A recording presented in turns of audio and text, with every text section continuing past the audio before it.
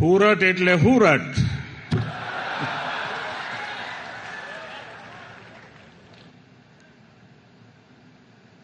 સુરત પાસે ઇતિહાસનો અનુભવ, વર્તમાનમાં રફતાર અને ભવિષ્યની દૂરંદેશી, એનું નામ સુરત. અને અમારું સુરત એવું કે કામમાં લોચો મારે નહીં અને ખાવામાં લોચો છોડે નહીં.